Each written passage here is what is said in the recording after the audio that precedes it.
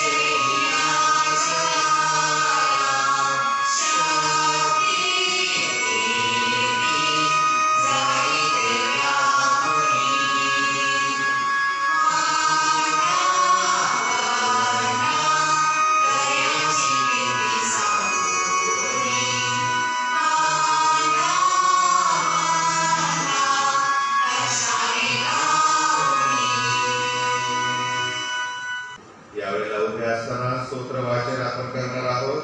आपल्यासाठी स्तोत्र 122 वाचले जाईल. ख्रिस्त जयंती नंतरचा 5वा रविवार. आजच्या मनाकरिता स्तोत्र संहिता 122.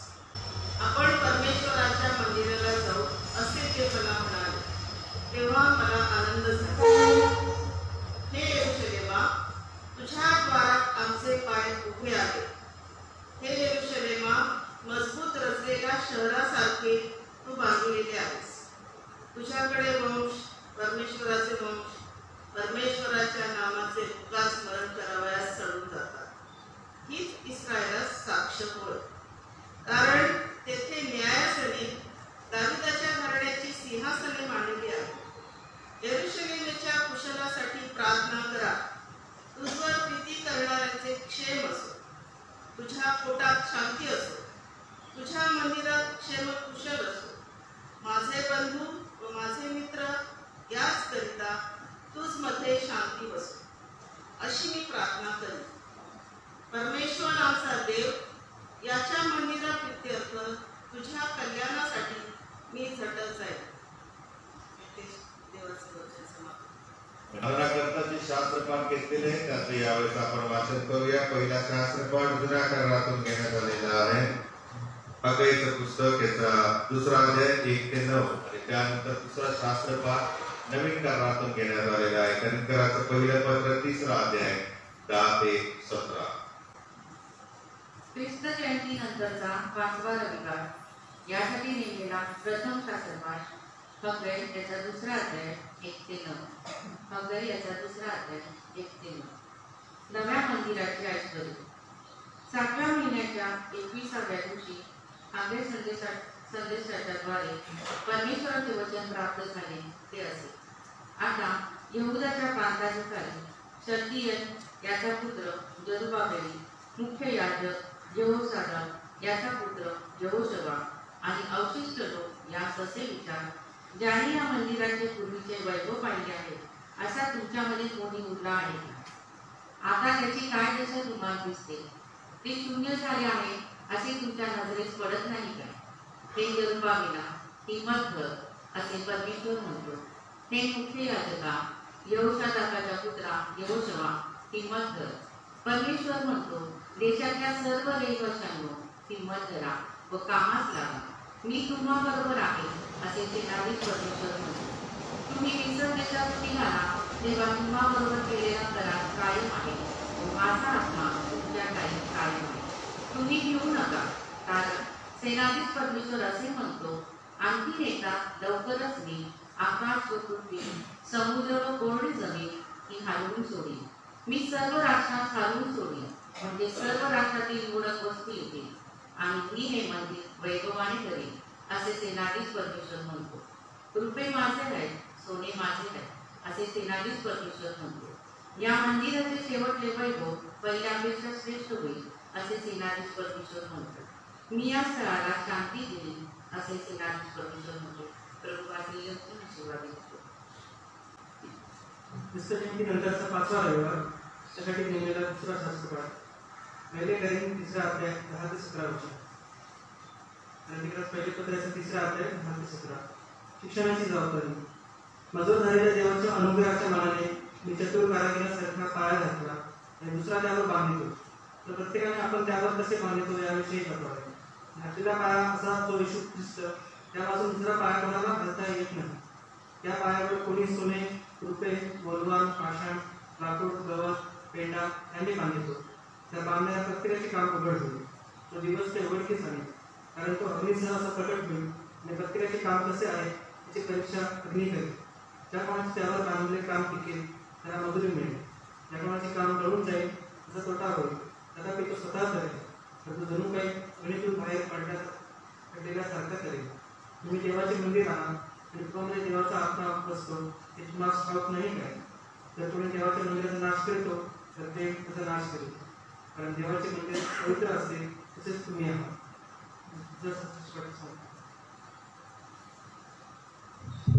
ज्यावेळेस आपण शुभवर्तमाना करता उभे राहूया. प्रभू तुम्हाला असो. शुभवर्तमान संत योहान यांनी लिहिलेल्या शुभवर्तमानातील 2ऱ्या अध्याय शुभवर्तमान लिहिले आहे आणि त्याच्या 13व्या वचनापासून शुभवर्तमानात प्रारंभ होतो. तेव्हा यहुद्यांचा बलाढ्य सण जवळ आला व येशू यरूशलेमास वर गेला आणि मंदिरात गुरे, मेंढरे व कबुतरे विकणारे आणि सराफे बसलेले त्याला आढळले. तेव्हा त्याने दोऱ्याचा एक कोरडा करून मेंढरे व गुरे या सर्वांस मंदिरातून घालवले. सराफांचा खुर्दाय वतीला व चौरंग पालथे केले आणि कबुतरे विकणाऱ्यास म्हटले की येथून काढा, माझ्या बापाचे घर व्यापाराचे घर करू नका. तेव्हा तुझ्या मंदिराविषयीचा आवेश मला ग्रासून टाकेल असे लिहिलेले असल्याचे त्याच्या शिष्यास दाखवले. यहुद्यांनी त्याला म्हटले, आपण हे करीता तर आम्हास काय चिन्ह दाखवता? येशूने त्यास उत्तर दिले, तुम्ही हे मंदिर मोडा आणि हे मी 3 दिवसात उभारेन. यावर यहुदी म्हणाले, मंदिर बांधाव्यास 46 वर्षे लागली आणि हे आपण 3 दिवसात उभारणार काय? तो तर आपल्या शरीररूपी मंदिराविषयी बोलला. यास्तव तो मेलेल्यामधून उठल्यावर त्याच्या शिष्यास त्याने असे म्हटले होते हे आठवले आणि त्यांनी शास्त्रावर व येशूने जे वचन सांगितले होते त्यावर विश्वास ठेवला. हे ख्रिस्ताचे शुभवर्तमान आहे. आपण प्रार्थना करूया. स्वर्गीय प्रभू, आम्ही तुझी स्तुती करीतो. प्रभू, तुझ्या नावाला मान, महिमा आणि धन्यवाद देतो. पुन्हा एक बार या प्रभुवारी तुझ्या वचनाचं मन चिंतन करून तुझा मानना स्वीकार तो ग्रहण करो. प्रभुदेव बाप्पा, आम्ही तुझ्या वचनाला मान द्यावा असं तू कर. बोलत असताना मला एक शब्द करून आपल्या लोकांची प्रमुख हात जाणून त्याप्रमाणे वचन देण्याकरता पवित्र आत्म्याच्या द्वारे तुम्हाला सांगेल. येशूच्या नावाने आमेन. आजचा विषय आहे तो चर्च संबंधाने आहे. चर्च हे देवाचे शरीर आहे किंवा देवाचे मंदिर आहे. सीएनआयचा अल्मनॅक आहे, त्यामध्ये विषय असा लिहिलेला आहे, ख्रिस्ताचे शरीर म्हणजेच ख्रिस्त मंडळी हीच वास्तविक देवाचे मंदिर आहे. ख्रिस्ताची मंडळी ही देवाचे मंदिर आहे. आपण आपल्या घराची डागडुजी वारंवार करत असतो. नाताळ आला तर साफसफाई तर करतो, स्वच्छता तर करतो, पण त्या व्यतिरिक्त वर्षा 2 वर्षांनी आपण घराची तपासणी करतो. घराला कुठे भेगा गेल्या आहेत का, कुठे लिकेज आहे का, है ना? या सगळ्या गोष्टी आपण पाहतो आणि जशी आवश्यकता भासेल तशा प्रकारे आपण त्या घराची डागडुजी करतो. चर्चच्या इमारतीबाबत पण असंच आहे. बऱ्याच काळानंतर आपण चर्चच्या इमारतीकडे लक्ष देतो. घरामध्ये जसं सारखं लक्ष देतो तसं आपण देत नाही, कारण घरामध्ये आपण 24 तास राहणारे असतो. चर्चमध्ये रविवारी येऊन जातो, त्यामुळे क्वचित लक्ष जातं काय पडले, कुठं पडलेलं आहे, कुठं नुकसान झालेलं आहे. मग आम्ही जेव्हा चर्चच्या इमारतीकडे पाहतो त्यावेळेला चर्चच्या इमारतीला पडलेल्या भेगा, छपराचे लाकडं तुटलेली जेव्हा आपण पाहतो त्यावेळेला डोक्यात पडू नये म्हणून बाजूला बसतो. आणि मग कमिटीला निदर्शनास आल्यानंतर कमिटी आवाहन करते, पैसे गोळा करून त्या चर्चच्या इमारतीची डागडुजी करते. हा बांधकामाचा जो भाग आहे हा अत्यंत महत्वाचा आहे. पुढील धोका टळण्यासाठी आम्ही आमच्या घराची, देवाच्या घराची किंवा देवाच्या इमारतीची किंवा देवाच्या मंदिराची आपण काळजी घेत असतो. आता संत पावलाने हा शास्त्रपाठ करिंथराच्या मंडळीसाठीच लिहिलेला आहे असं नाही, कारण देवाचं वचन काल, आज आणि उद्या सर्वतः सारखंच आहे. आणि म्हणून जे त्याने करिंथराच्या मंडळीला लिहिलं तेच आपल्याही मंडळीला आणि या 21व्या शतकातील मंडळांना लागू पडतं. नाही तर काय झालं असतं, हे आमच्यासाठी नाही, हे मला उपयोगाचं नाही असं जर करायला लागलो तर 66 पुस्तकातलं क्वचित एखादं पुस्तक आपल्याकडे राहिलं असतं, कारण सगळे आपल्या काही कामाचे नसतील. परंतु ज्या देवाने ही 66 पुस्तकं एकत्र बांधून पवित्र रीती आपल्याकडे त्याच्या सेवकांच्या द्वारे दिलेली आहे, त्याचा अर्थ असा आहे की हे सदा सर्व काळ टिकणारं वचन आहे आणि ते सदा सर्व काळ मनुष्याच्या हितासाठी आहे. संत पाऊल याचा व्यवसाय जर पाहायला लागलो तर तो तंबू शिवणारा होता, तो टेंट मेकर होता असं म्हटलेलं आहे. आपल्या भाषेमध्ये राहुट्या ज्या बांधल्या जायच्या त्या राहुट्या शिवणारा असा हा व्यक्ती होता. आणि त्यामुळे जसं दावीद हा मेंढपाळ असल्या कारणाने परमेश्वराला तो मेंढपाळ म्हणून बसला, कारण तो त्याच्या बुद्धीने स्वतःच्या व्यवसायातून देवाला ओळखण्याचा, आजमावण्याचा प्रयत्न करत होता.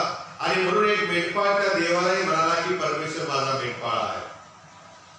तशाच प्रकारे संत पावलाने देखील ज्या वेळेला स्वतःचा व्यवसायाचा उपयोग देवाच्या मंडळीसाठी कसा करता येईल याचा बारकाईने विचार केला, तेव्हा मग त्याने अनेक गोष्टी लिहिलेल्या आपल्याला पाहायला मिळतात. आणि त्यापैकी जो शास्त्रपाठ वाचण्यात आला करिंथराचं पहिलं पत्र 3रा अध्याय 10 ते 17 या वचनामध्ये आम्हाला पाहायला मिळतं.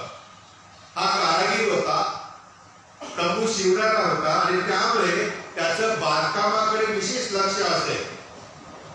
बांधकामामध्ये तंबू बांधत असताना कुठे लीक राहू नये, कुठे हवा जास्त जाऊ नये, तंबू उडून जाऊ नये, याकरता त्याला कशा प्रकारे जमिनीवर स्थिर करता येईल, कुठल्या प्रकारे त्याला शिवलं तर तो स्थिर राहील, टिकून राहील, या सगळ्या गोष्टींचा तो बारकाईने अभ्यास करत होता आणि त्यामुळे त्याला या सगळ्या गोष्टींची माहिती असल्या कारणाने चर्चकडे पाहिल्यावर त्याला या आपल्या व्यवसायाचं महत्व जास्त कळू लागलं आणि मग चर्चच्या इमारतीला आणि चर्च मध्ये येणाऱ्या प्रत्येकाला त्याने देवाच्या शरीराची उपमा दिली. त्याने देवाच्या शरीराला म्हणजे ख्रिस्ताच्या शरीराला या मंडळीला मग इमारत असं म्हटलेलं आहे आणि म्हणून हा शास्त्रपाठ अत्यंत महत्वाचा असा पुस्तकामध्ये बायबलमध्ये ठरलेला आहे. या शास्त्रपाठामध्ये जी वर्णिलेली चर्चची एक वेगळी समस्या आहे. म्हणून मी मगाशी म्हणालो की करिंथच्या मंडळीला हे शरीरासंबंधाने पावलाने लिहिलेलं आहे, जे इतर पत्रांच्या मध्ये इतर मंडळांना लिहिलेल्या पत्रामध्ये आपल्याला सहसा आढळत नाही. हा भाग हा शास्त्रपाठ विशेष करून प्रामुख्याने करिंथ येथील मंडळीला, कारण करिंथच्या मंडळीमध्ये एक मोठी समस्या निर्माण झालेली होती आणि ती समस्या अशी होती की त्या मंडळीमध्ये अनेक देवाच्या आत्म्याने प्रेरित झालेली माणसं होते आणि अनेक जण देवाच्या वचनाची सेवा करत होते, अनेक जण बाहेर देवाच्या वचनाची सेवा करत होते आणि एका मंडळीचे जे सभासद होते. परंतु ज्या मंडळीचे सभासद होते त्या मंडळीमध्ये त्यांच्याद्वारे समस्या निर्माण झालेली होती. ती समस्या ही आहे की काही लोक म्हणत होते मी ब्रदर पावलाचा शिष्य आहे, तर काही म्हणत होते मी पास्टर पेत्राचा शिष्य आहे, तर काही लोक म्हणत होते मी अपोलोसाचा, मला त्याची लिडिंग आवडते, पुढारी पण आवडतं, मी त्यांच्या मागे जातो. अशा प्रकारे त्या मंडळीमध्ये जे पुरुष लोक देवाच्या वचनाची सेवा करत होते, आता कोणाच्याही सेवेने काही माणसं प्रभावित होतात, प्रत्येकाच्या सेवेमध्ये माणसं, जसं नेते मंडळी, नेत्यांची मंडळी असते, नेत्यांचे पण फॅन लोक असतात नाही का, त्यांना पसंत करणारे लोक असतात. काही लोक त्या नेत्याच्या मागे जातात, काही लोकांना तो आवडत नाही, ते दुसऱ्या नेत्याच्या मागे जातात. तोच प्रकार मंडळीतही घडला आणि म्हणून ह्या मंडळीमध्ये अशी सेवा करणारी जी माणसं होती त्यांच्या मागे मंडळीतलेच लोक काही काही चाललेले होते. ही मोठी समस्या कशी सॉल्व्ह करायची, ही समस्या कशी घालवायची, पावलापुढे मोठा प्रश्नचिन्ह होतं. कारण त्यामुळे मंडळीमध्ये फूट पडली होती. मंडळीच्या साक्षीला, मंडळीच्या ख्रिस्ती जीवनाला बाधा येऊ लागलेले होते. आता त्यावेळी ट्रान्सफॉर्मेशनचा काय प्रकार नव्हता, बिशप वगैरे काय प्रकार नव्हते, कारण त्यावेळी पाळकच बिशप होते. कारण पाळक याचा मूळ अर्थ प्रेस्बिटर आणि प्रेस्बिटरचा अर्थ बिशप आहे. आणि म्हणून प्रियानो त्याला काही काळजी नव्हती ट्रान्सफरची आणि म्हणून त्याने बिनधास्तपणे त्या मंडळांना पत्र लिहिलेले आहेत आणि त्यांच्या समस्या त्या पत्रात मांडलेल्या आहेत की जेणेकरून त्याच्या आधारे आमच्या मंडळामध्ये जर तशा समस्या निर्माण झाल्या तर आम्हाला उपाय सापडावा. आणि म्हणून मग अशा समस्येला तोंड देत असताना पावलाने सांगितलं की तुम्ही असं का करत आहे, तुम्ही आपसामध्ये एकमेकांच्या बाजूने जाऊन फूट का पाडत आहे, कारण ख्रिस्ताचं शरीर एक शरीर आहे. आणि मग त्याने जे अनमोल शिक्षण दिलेलं आहे ते अतिशय महत्वाचं आहे चर्च करिता.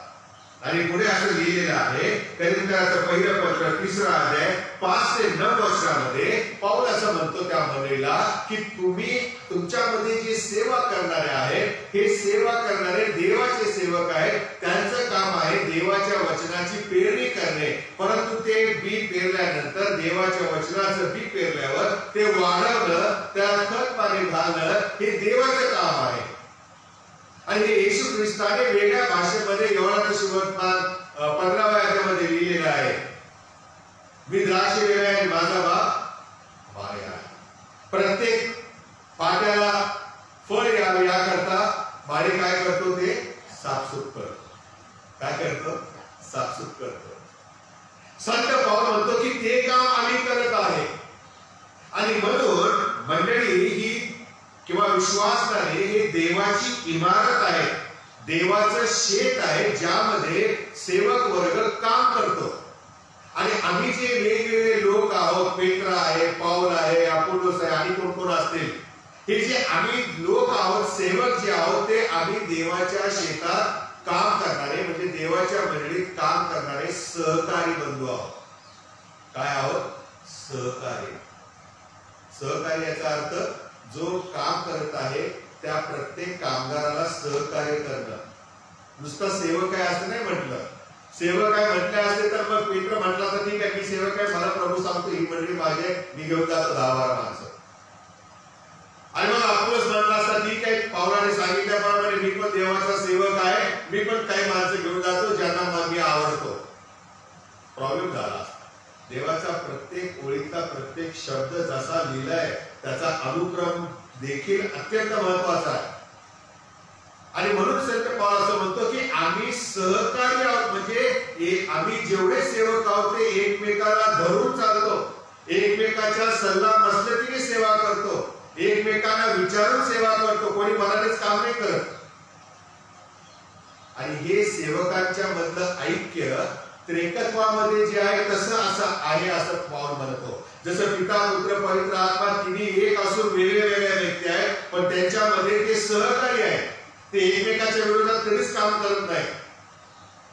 आणि म्हणून येशूने वारंवार सांगितलं की पिताने जे मला सांगितलं ते मी करतो. आणि म्हणून प्रियानो, मंडळीमध्ये ख्रिस्ती मंडळी म्हटल्यानंतर नुसती ही एवढीशी समोर दिसणारी मंडळी नाही, तर संपूर्ण जगामध्ये जी जागतिक वैश्विक मंडळी आहे त्या मंडळीमध्ये जेवढे पाळक आहेत, सुवार्तिक आहेत आणि मिशनरी आहेत, जे जे देवाची सेवा करत आहेत, हे सगळे सहकारी आहेत. त्यांनी एकमेकाला धरून एकमेकाला विश्वासात घेऊन देवाच्या मंडळीत सेवा करायची, ना की त्या मंडळीचे तुकडे पाडायचे. हा त्यातला गर्वितार्थ आहे आणि हा फार कमी सेवकांना कळतो.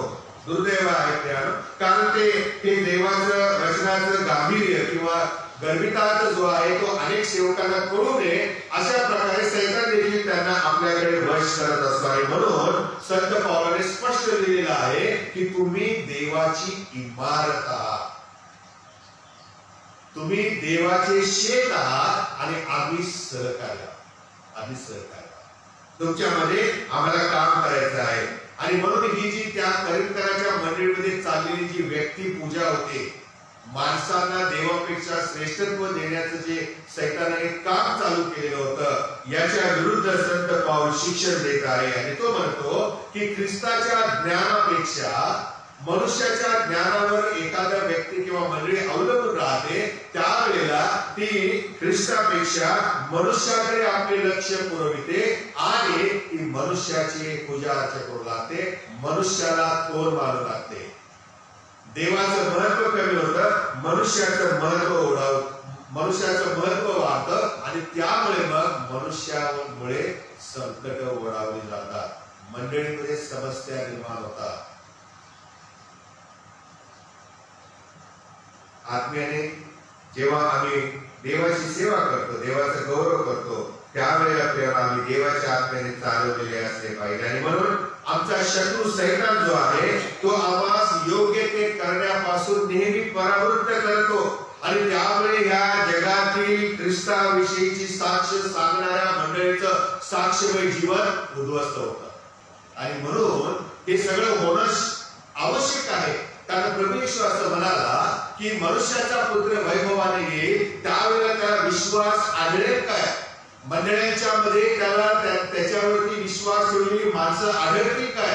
शेवटच्या काळामध्ये अनेक लोक विश्वासापासून परावृत्त होतील असे लिहिलेलं आहे. आणि परावृत्त होण्याची समस्या किंवा आजार हा या मंडळीमध्ये आपल्याला पाहायला मिळतो. हजारो वर्षापासून सुरुवात झाली, आपल्या सुरू झाला असेल ते काही नवीन नाही. कारण जिथे देवाचं काम आहे, जिथे देवाची माणसं आहेत, त्या ठिकाणी सैतान आपलं काम करतो, परंतु त्याच्या सगळ्या चाली ओळखून जो व्यक्ती त्याला आडवा उभा राहतो तोच खरा विजय ख्रिस्ती जीवन जगणारा मनुष्य आहे. आणि म्हणून आपण जे विश्वासणारे आहोत त्या आम्ही एक गोष्ट लक्षात ठेवली पाहिजे की आमच्या बांधकामाची, म्हणजे आम्ही जे आमचं ख्रिस्ती जीवन तयार करत चाललेलो आहोत, ख्रिस्तामध्ये उभं करत चाललेलो आहोत, त्याची तपासणी होणार, त्याची परीक्षा होणार, कोणाचीही चुकणार नाही. आम्ही पाळक आहोत, आमची जास्त होणार कारण आम्ही सेवक आहोत. आम्ही डायरेक्ट देवाच्या नंतर आम्ही मंडळीमध्ये मध्यस्थ आहोत. त्यामुळे तुम्हाला देवाचं जे शेत आहे, तुम्ही तुमच्यामध्ये काम करत असताना आमचा आमची पण परीक्षा होणार आहे, आमच्या सेवेची पण तपासणी होणार आहे. पण त्याच वेळेला प्रियानो तुमची पण तपासणी, मंडळीची तपासणी होणार आहे. आम्ही आमचं ख्रिस्ती जीवन कशा प्रकारे बांधत आहोत, उभं करत आहोत. आजच्या या शास्त्र पाठामध्ये एक उत्तम कारागीर, एक उत्तम कारभारी कसा असावा, मंडळीमध्ये आमचं जीवन कसं असावं हे संत पावलाने वर्णन केले आहे. पहिला मुद्दा असं म्हटलेलं आहे की पाया घातला आहे, फक्त आता आम्हाला त्याच्यावरती बांधकाम करायचं आहे. कोणशीला घातलेली आहे, फक्त आम्ही जे विश्वासणारे आहोत त्या आम्ही स्वतःचं जीवन आता त्या कोणशिलेवर ख्रिस्तावरती उभं करायचं आहे. आणि ते उभं करत असताना तुम्हाला मदत म्हणून देवाने त्याचे पालक, सेवक, मिशनरी, सुवार्थिक ठेवले.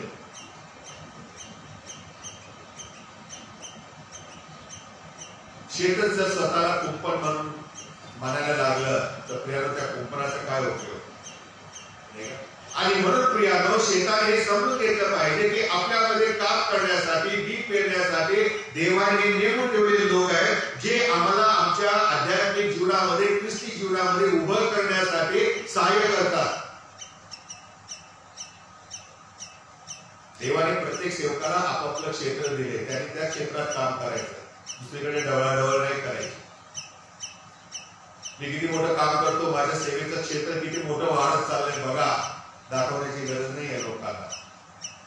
प्रभू आमची अंतःकरणे पाहणारा देवबाप आहे. आणि म्हणून संत पौलाचं म्हणतो 10व्या वर्षामध्ये, मजवर झालेल्या देवाच्या अनुग्रहाच्या मानाने मी चतुर कारागिरासारखा पाय घातला. या चतुर शब्दाने माझं लक्ष वेधलं. आठवड्यावर माझं डोकं मी वापरलं. याच्या चतुर म्हणजे ह्याला म्हणायचं काय नेमकं.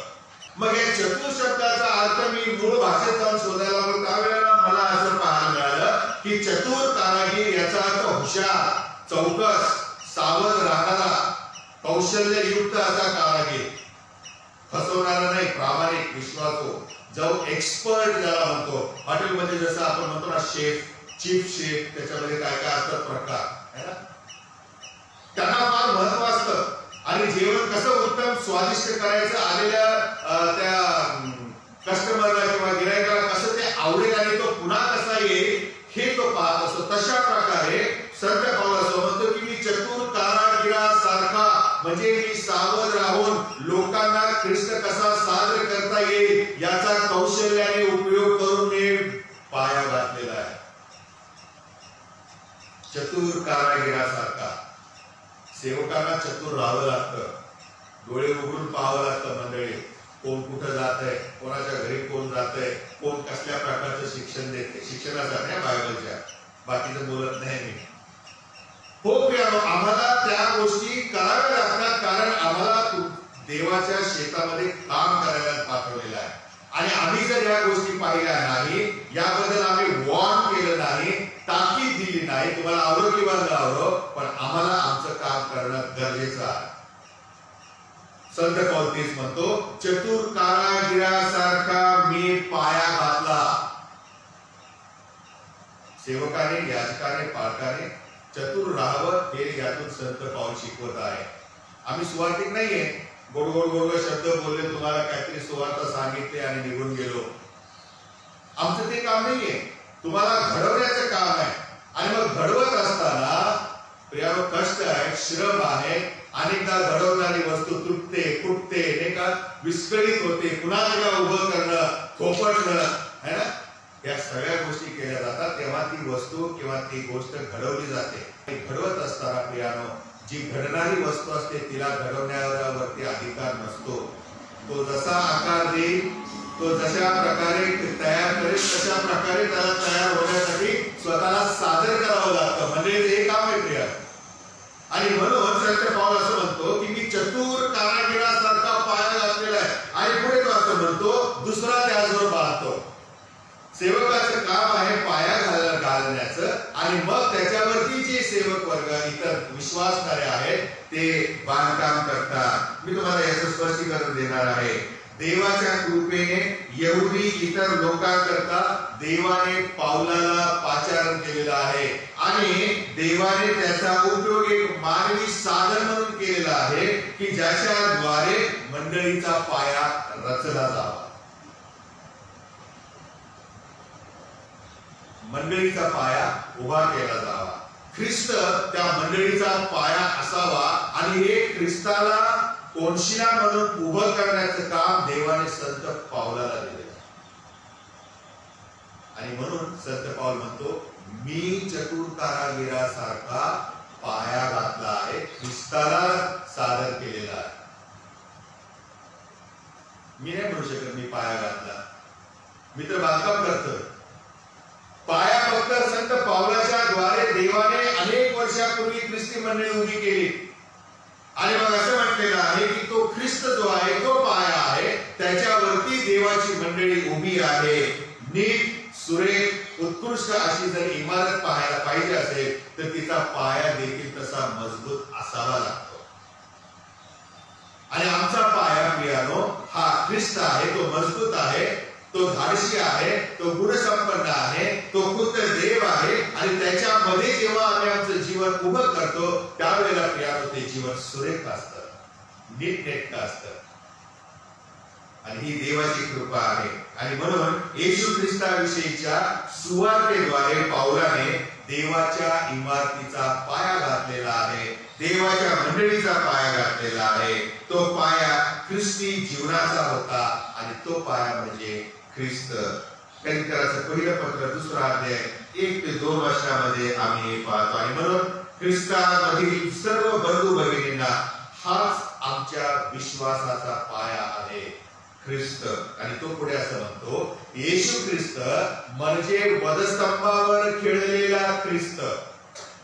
हा पाया आम्ही घातलेला आहे. शुभवर्तमान संपल्यानंतर कुठं नाताळ साजरा केलेला दिसतो का?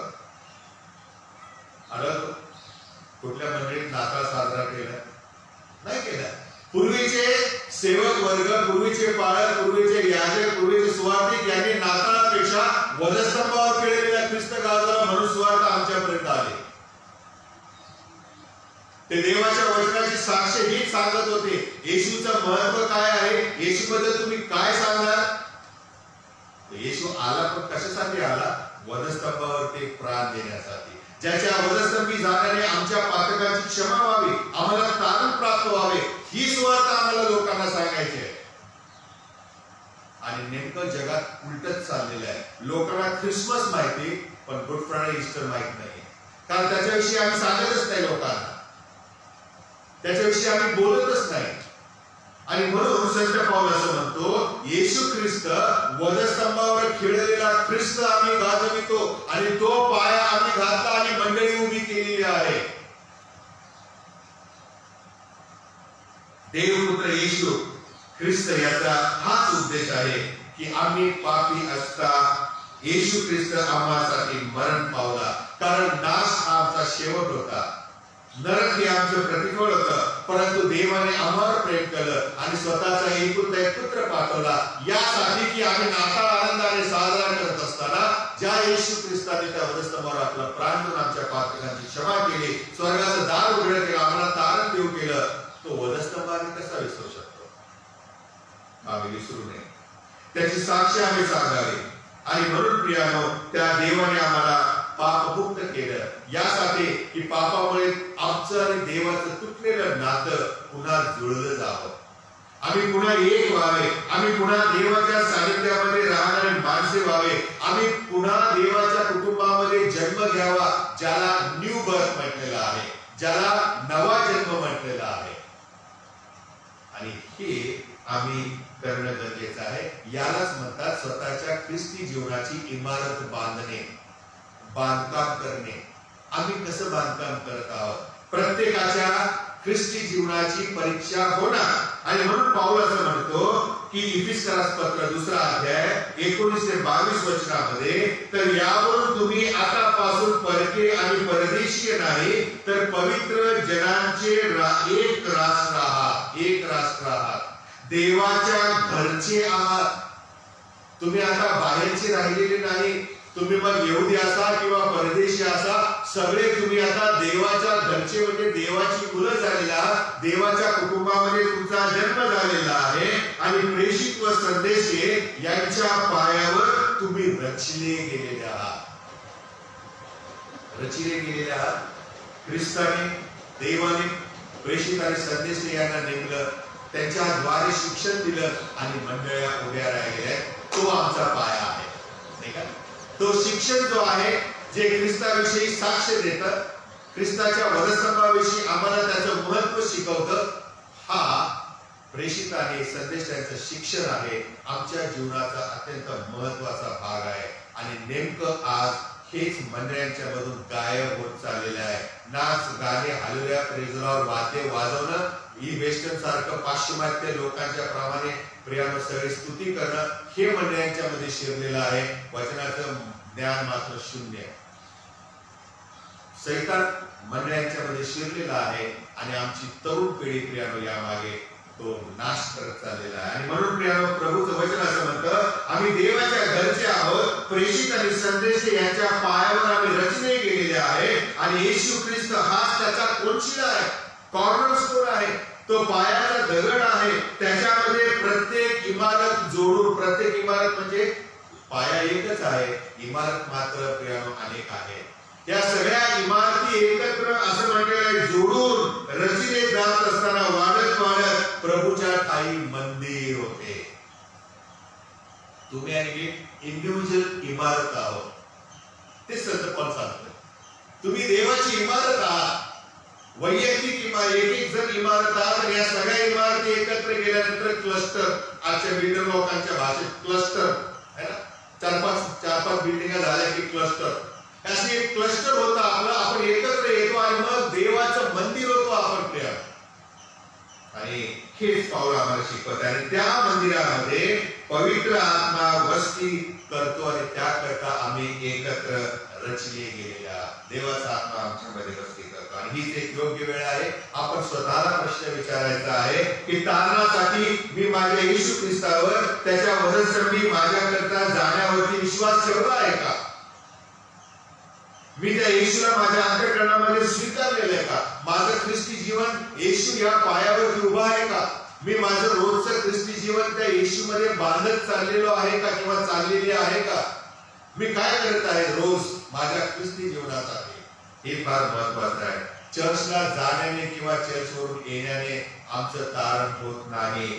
चांगलं शील ठेवलं, वर्तणूक ठेवली, कोणाचं लफडं नाही, काय नाही, एकदम आपलं घर भलं की काम भलं असं जरी राहिलो आपण तरी त्याच्याने आमचं तारण होत नाही. शास्त्रात असं कुठंच लिहिलं नाही करा. किंवा दररोज पवित्र शास्त्र वाचलं आणि पियानो मेसेज वाचले, गाणे ऐकले म्हणजे आमचं तारण झालं असंही मुळीच नाही. दररोज पियानो आम्ही जर धार्मिक कामं केली, कृत्य केली तरीही आमचं तारण झालं असं अजिबात नाही. येशू ख्रिस्तावरती नुसता विश्वास जर ठेवला तरी देखील आमचं तारण होत नाही. कारण पियानो विश्वासाबरोबर क्रिया पण करणं महत्वाचं आहे. आणि म्हणून आमचा येशू ख्रिस्त वधस्तंभावर खेळलेला जो ख्रिस्त आहे त्याच्यावर विश्वास ठेवून, स्वतःची पापे त्याच्यावर कबूल करून आम्ही जर पापक्षमा स्वीकारले आणि त्या येशूवर विश्वास ठेवला तर प्रियानो आमचं तारण होतं. तेच एकमेव गोष्ट आम्हाला करायची आहे. आणि ते केले तर आमचं ख्रिस्ती जीवन ख्रिस्तावरती उभं राहू शकतं. आणि म्हणून संत पौलाने करिंथकाच्या मंडळीला ख्रिस्त हा पाया घातला आहे असं शिकवलेलं आहे. आणि यावर दुसरा बांधतो, तो म्हणतो मी पाया घातलेला आहे, ख्रिस्ताला मी उभं केलेलं आहे तुमच्या समोर. आता तुम्हाला ख्रिस्त दिल्यानंतर बांधकाम करायचं काम दुसरा व्यक्ती करतो. मग हा दुसरा व्यक्ती कोण आहे? मी शोधायला लागलो आणि मग तेव्हा मला असं दिसून आलं आम्ही प्रत्येक जण कारागीर आहोत. आम्हाला स्वतःचं जीवन घडवायचं आहे.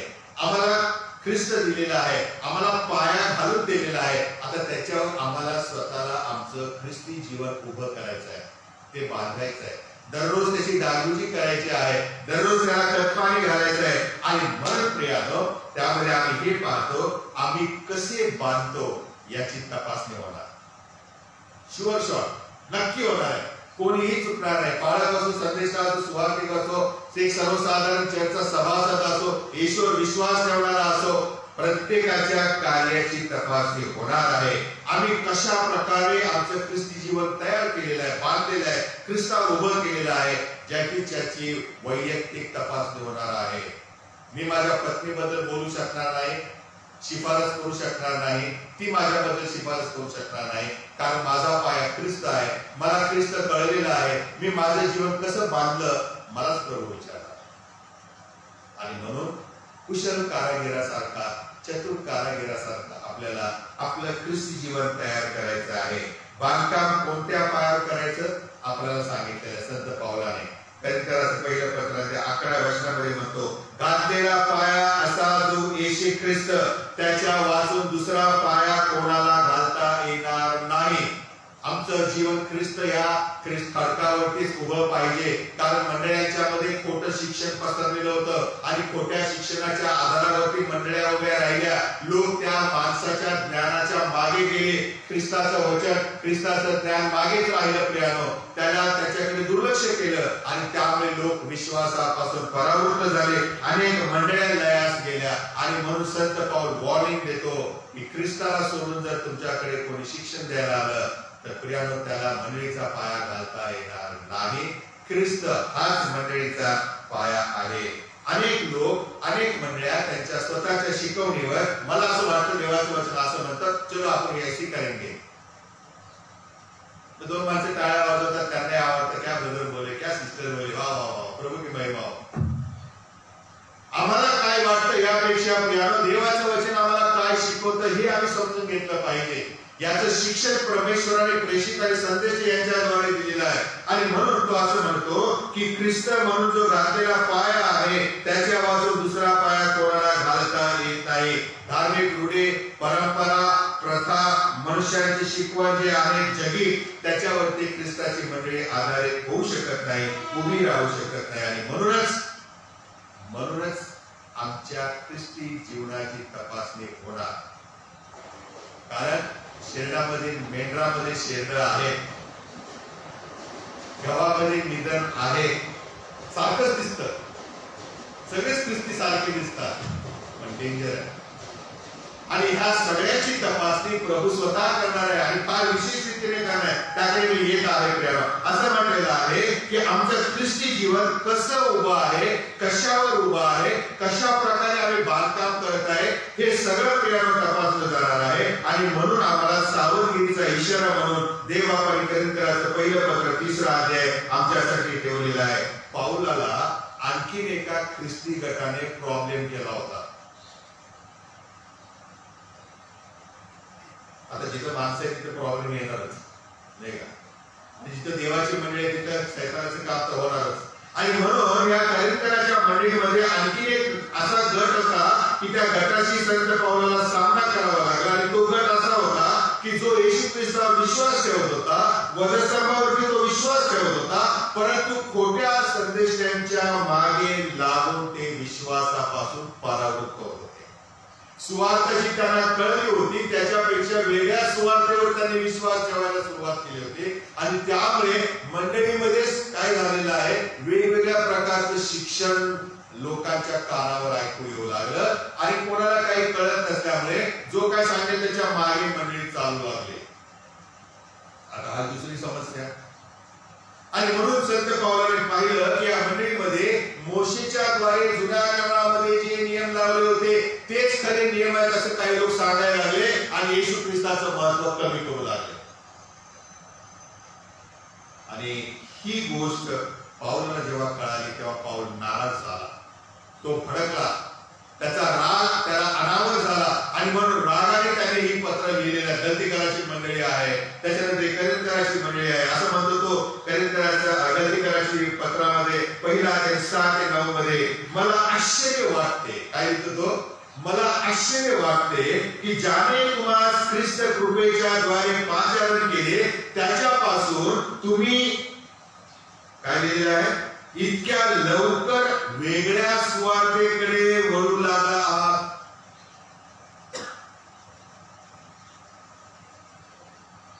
त्याला कोणी विचारलं नाही, तुला कोणी सांगितलं म्हणून, कोणतं चोबडा आहे, त्याचा कोणी तुला फोन केला असं नाही कोणी त्याला विचारलं. कारण तो सेवक आहे, त्याला माहिती मिळाली. आणि म्हणून तो असं म्हणतो की मला आश्चर्य वाटते ज्याने तुम्हाला ख्रिस्त कृपेच्या द्वारे पाचारण केले त्याच्यापासून तुम्ही इतक्या लवकर वेगळ्या सुवार्थेकडे वळू लागला. ती दुसरी सुवार्थ नाही, तरी पण तुम्हाला घोटाळ्यात पाडणारे, बघा तुम्हाला घोटाळ्यात पाडणारे आणि ख्रिस्ताची सुवार्ता विपरीत करू पाहणारे असे कित्येक लोक आहेत, जी सुवार्ता आम्ही तुम्हाला सांगितले तिच्यावरून निराळी सुवार्ता आम्ही सांगू किंवा स्वर्गातून देवदूत येऊन सांगू, ती उत्कृष्ट असो, ती काही कामाची नाही. सुवार्ता एकच आहे आणि तो म्हणजे आम्ही पापी असता ख्रिस्त आम्हासाठी मरण पावला. ही सुवार्ता. जो कोणी त्याच्यावर विश्वास करतो त्याचा नाश होऊ नये तर त्याला स्वर्ग. याच्या व्यतिरिक्त जर कोणी काय सांगत असेल तर ती खोटा आहे, ते खोटे संदेश आहे. ही निराळी सुवार्ता हे पक्क समजूया आपण की आम्ही आमचे ख्रिस्ती जीवन ख्रिस्त आणि ते पण वधस्तंभावर खेळलेल्या ख्रिस्ताशिवाय दुसरी सुवार्ता याच्यावरती मंडळी उभी राहिली नाही. काश्मीरला गेलेल्या येशूवरती मंडळी उभी राहिलेली नाहीये. जो यरुशलेमेत बेथलेहमात जन्मला, यरुशलेमेत मृत्यू पावला आणि यरुशलेमच्या त्या जैतून डोंगरावरून जो प्रियानो स्वर्गारोहण झालेला आहे, जो पुन्हा त्या जैतून डोंगरावर येणार आहे, त्या येशूची सुवार्ता आम्ही सांगतो. त्याच्यावर तुम्ही विश्वास ठेवा असं संत पाऊल म्हणतो. आणि दुसरी गोष्ट आहे ती म्हणजे आमच्या बांधकामाचं साहित्य कसं असावं, आमचं ख्रिस्ती जीवन आम्ही उभं करत असताना ते कशा क्वालिटीचं असावं हे देखील संत पावलाने मंडळीला लिहिलेलं आहे. सेंट क्रिस्टोफर मंडळीला लिहिलेला आहे, जागतिक वैश्विक मंडळीला लिहिलेला आहे. तो असं म्हणतो 12 आणि 13 वचनामध्ये, या पायावर म्हणजे ख्रिस्त या पायावरती कोणी सोने रुपे मौल्यवान पाषाण लाकूड गवत पेंडा यांनी बांधतो तर बांधणाऱ्या प्रत्येकाचे काम उघड होईल. काय होईल? उघड होईल. कोणाचेही ख्रिस्ती जीवन लपून राहणार नाही. आज लपू शकतो आपण, बाहेर गेल्यावर कुठे जातो पत्ता लागत नाही. पण प्रियानो असं म्हटलेलं त्या दिवशी प्रत्येकाचे काम उघड होईल. तो दिवस म्हणजे परमेश्वराच्या न्यायाचा दिवस उघडकीस आणेल, कारण त्यावेळेला तो अग्नीसह असा प्रगट होईल आणि प्रत्येकाचे काम कसे आहे याची परीक्षा अग्नीने केली जाईल, काउन्सिलातून केली जाईल. म्हणून आमचं काम, आमच्या ख्रिस्ती जीवनाकडे आम्ही लक्ष ठेवलं पाहिजे, लक्ष दिलं पाहिजे.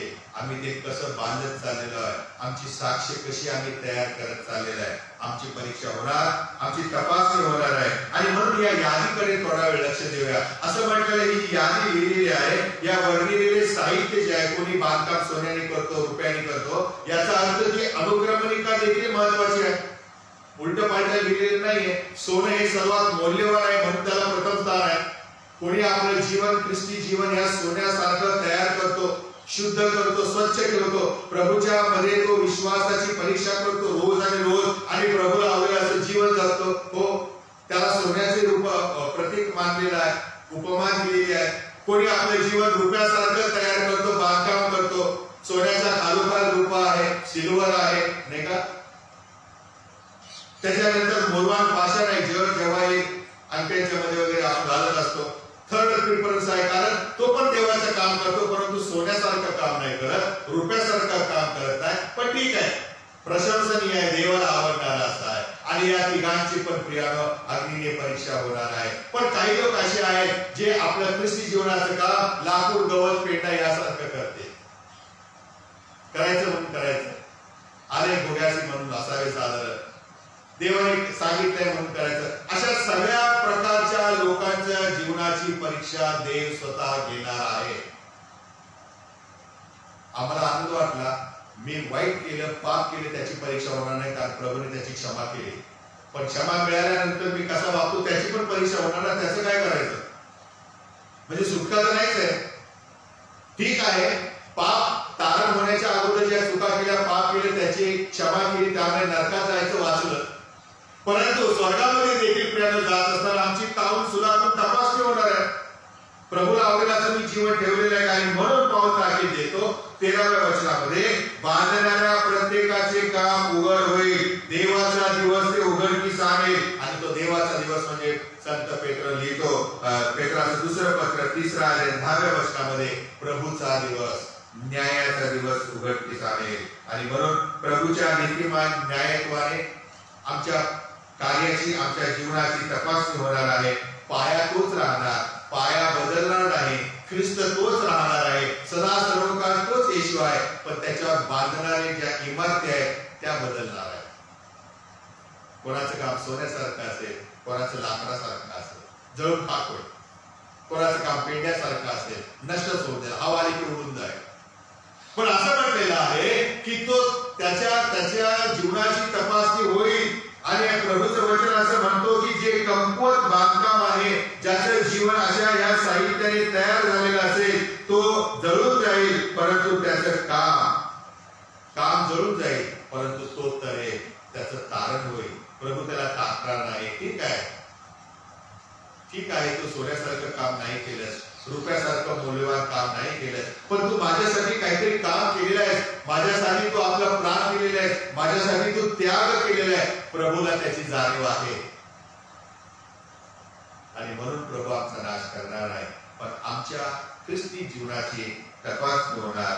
आमचं जीवन कसं आहे, आम्ही कशा प्रकारे ते राखत आहे, प्रभूमध्ये आम्ही कशा प्रकारे ते उभं करत आहे. आणि म्हणून जर का आपलं काम हे कमकुवत असेल, मानवी ज्ञानावर अवलंबून असेल, कोणीतरी सांगते शिकवते म्हणून त्याच्या मागे जाणार असेल, विश्वासापासून परावृत्त झालेला असेल, किंवा देवाच्या वचनाचं ज्ञान नसेल, तर प्रियानो आमचं काम जळून जाईल. आमच्या जीवनाला काही अर्थ राहणार नाही. त्या जीवनाची प्रशंसा ख्रिस्ता स्वर्गामध्ये करणार नाही.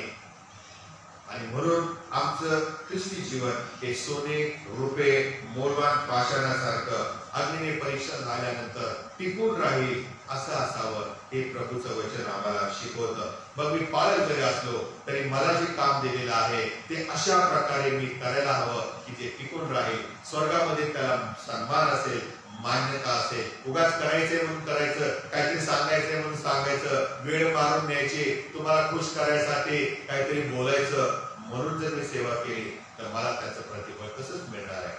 आमच्या ख्रिस्ती जीवनामध्ये देखील आम्ही जर असंच वागलो तर प्रियानो आम्हाला त्याचं प्रतिफळ चुकणार नाही. आणि म्हणून प्रत्येक विश्वासदाराला देवाच्या वचनाने ही ताकीद दिलेली आहे. आम्ही विसरू नये, आपण चांगल्या गोष्टींनी आपलं ख्रिस्ती जीवन बनवायला हवं, ते घडवायला हवं.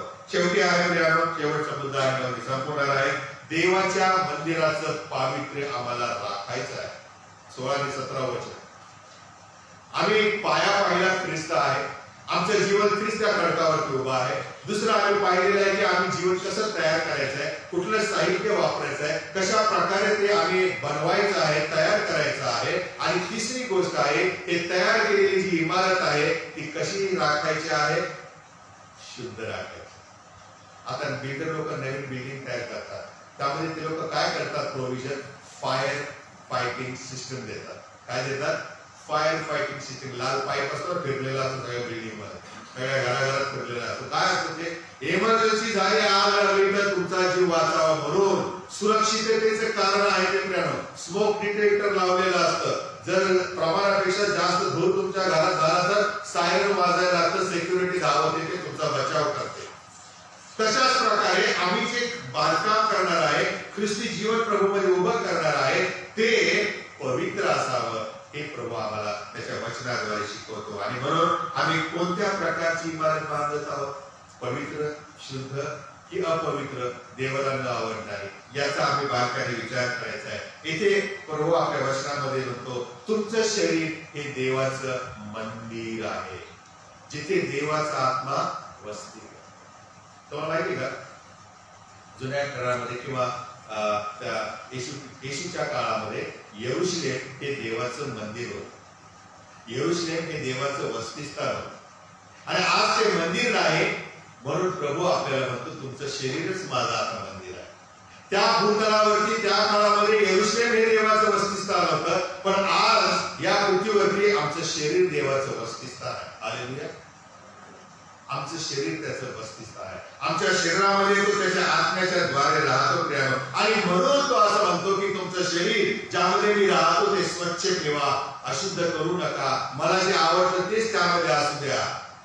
कारण जर तुम्ही या शरीराचा नाश कराल तर मी परमेश्वर तुमचा नाश करेन. तिथे देव प्रीती आहे वचन चालत नाही, तिथे देव न्यायी आहे हे वचन चालत. आणि म्हणून प्रियानो, आम्ही आमच्या शरीरामध्ये जो देवाचा आत्मा वस्ती करतो त्याला आवडेल असं जीवन जगूया.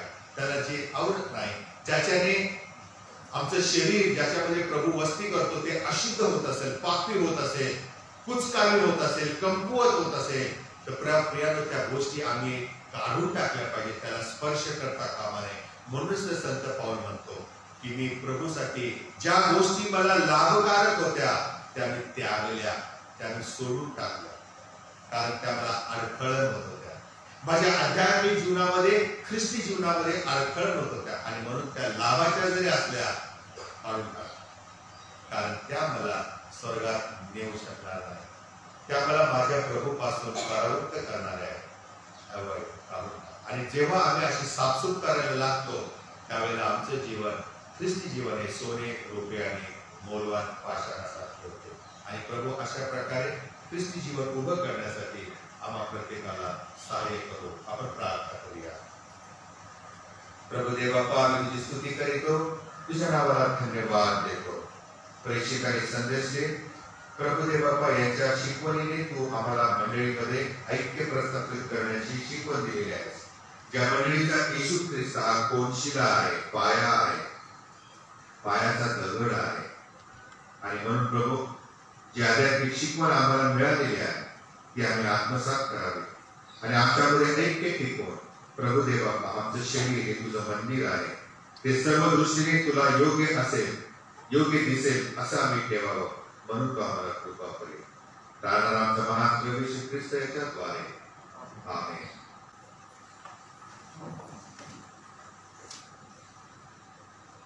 सर्व बुद्धी सामर्थ्याच्या पलीकडे असलेली देवाने दिलेली शांती तुमची अंतःकरणे व मने देवाच्या आणि त्याचा पुत्र येशू ख्रिस्त आपला प्रभू याच्या ज्ञानाचा प्रीतीत राखो आणि सर्वसमर्थ देव पिता, पुत्र आणि पवित्र आत्म्याचा आशीर्वाद तुम्हावर असो आणि सदा सर्वदा तुम्हा सह राहो. आमेन. यावेळेला आपण सुवर्ण देवाने गीत गाऊ आणि आपली आजची भक्ती आपण समाप्त करू.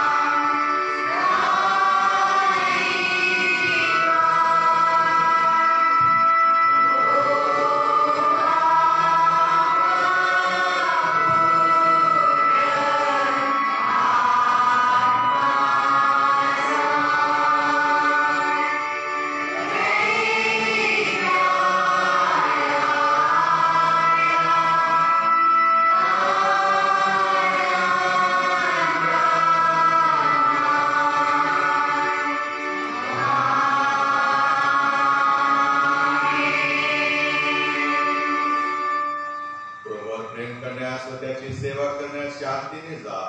ख्रिस्ताच्या नावाने. आमेन.